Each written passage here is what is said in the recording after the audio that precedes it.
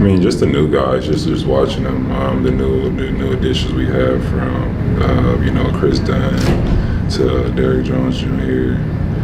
To some of the young guys that we brought in and with Kai Jones last year, and just seeing how they could develop. So just watching them from day one to day two to day three, just seeing their progression. But nobody stood out to me so far. What's going on, y'all? Thanks for checking in with Callie. Please like, subscribe if you haven't.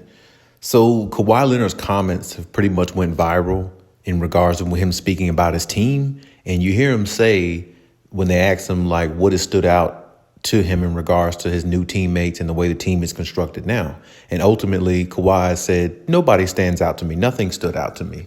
And I feel like a lot of people might be taking that to the left or to the wrong direction, because I'm not sure 100% whether Kawhi really meant it in a negative way, but I can definitely see how it comes off that way, or comes off questionable to most people, because, Kawhi is very stoic and it's hard to really depict or tell what he really means sometime, maybe when he says stuff to some people, possibly because he doesn't have no emotion, no expression. He's just expressionless. You know what I'm saying? He's the Terminator for a reason. You know what I mean? So it's like, it's hard to really, pinpoint sometime with him, but I don't really think he meant nothing by it specifically or throw any shade towards his teammates specifically. But in the same breath, I will say this. I truly believe Kawhi is not happy with the way the Clippers organization are running things currently and the way they're going to be running things future-wise, because from my sources and, the way things look, the way to be panning out for, Kawhi and the Clippers, it looks like they're going to have him a lot in the 4 position, which is the power forward position. And we've talked about before, you've heard me say on videos in the past, I think Kawhi doesn't need to be playing the power forward position, because sometimes the switch off when you're on defense can put him on the center of the opposing team, which is the 5 position. And he doesn't need to be guarding centers and power forwards consistently the whole time. He needs to be able to roam, be free, and disrupt plays as he sees fit with his instincts, with his defensive instincts that he has, that not a lot of players, if no player in the NBA has, but him. So, I think the Clippers are going about the wrong way if that's the notion that they're going to take, or the route they're going to take with Kawhi Leonard going into this season. Because when I think about Kawhi, especially where his body is now and the ailments and the injuries that he's had, he would be a lot better fit for the 3 position, simply because he is able to actually roam around on defense, disguise a little bit and make plays instinctively, as he always has been great at.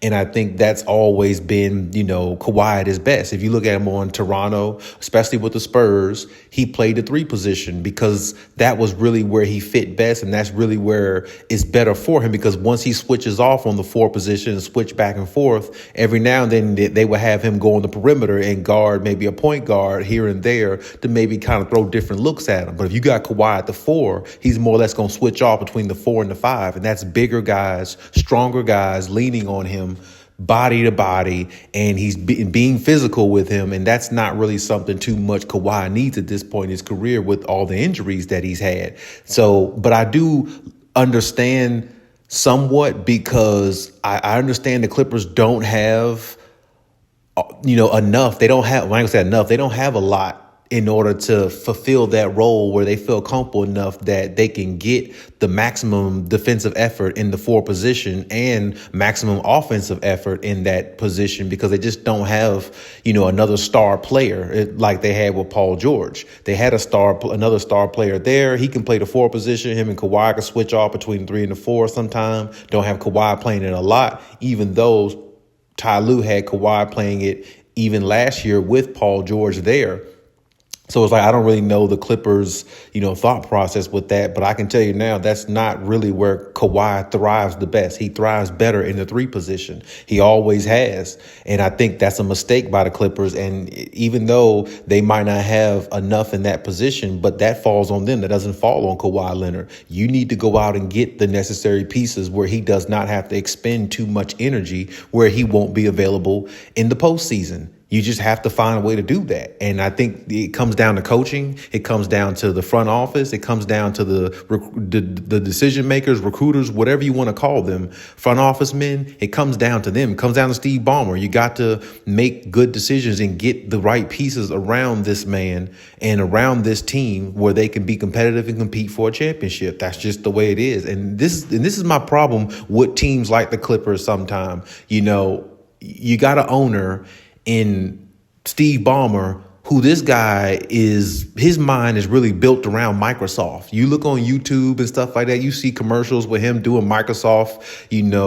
commercials and things like that. And then he mentions that he's a owner of the Clippers. But that's the problem with teams like this. You got to have an owner that's way more invested mentally into the team. I'm not talking about just being invested money wise, because Steve Ballmer is invested money wise, but he's listening to people around him rather than learning the game himself, being the type of, owner / GM that he can be for the team by his own insight. He's not looking at it from his own two eyes because he's not really, he doesn't know basketball. He knows it enough to be a owner, and knows it enough because he's around the players and learn from the players and learn from what he's probably seen on TV, probably like somebody like me, but he's not in the game mentally the way he should be, where he can see and put pieces in the right places and have the right team around him to help him put pieces in the right places to make this team even more competitive. I think this team would be competitive if Kawhi is healthy, because Kawhi is that great of a player.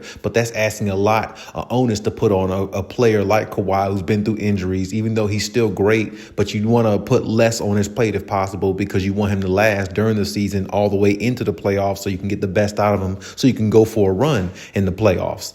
So sometimes I feel like, with owners like Steve Ballmer, you got to sit back and really start focusing on the team, focus on what this team really needs, learn the game a lot better, learn what the 4 position really is, learn what the 3 position really is and what it entails, because these little minor details, the little intangibles, go a long way. And when you think about teams like the Spurs, back in the day when Kawhi was on a team like that, they understood those little nuances. Even the Toronto Raptors made a mid-season trade, and they got Marc Gasol and a couple other pieces, and they added to that team and made them the championship team they needed to be, because they saw that, okay, this is the area of weakness that we have, and we need to put something in place there so we don't have to ask our superstar player to do it, because we're asking enough of him to go out and defend guys on the perimeter and drop 30 plus points and be efficient while doing it and play at the highest level possible. Teams have to look at things like that. And like I said, to me,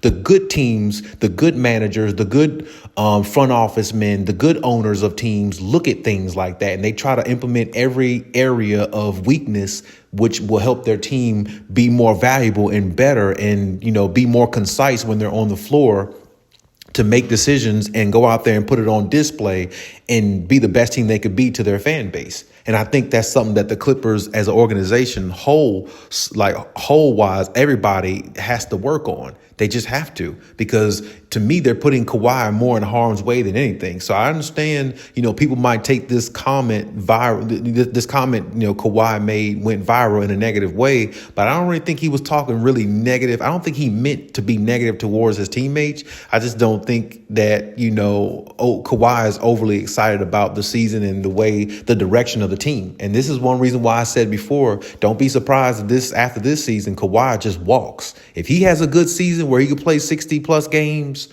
like he did last year, he's still going to have high value. He still can do a lot of great things. He's still going to be that high value superstar caliber player that teams are going to look to explore. And I could tell you one team that's been looking at him that we've talked about is the Golden State Warriors.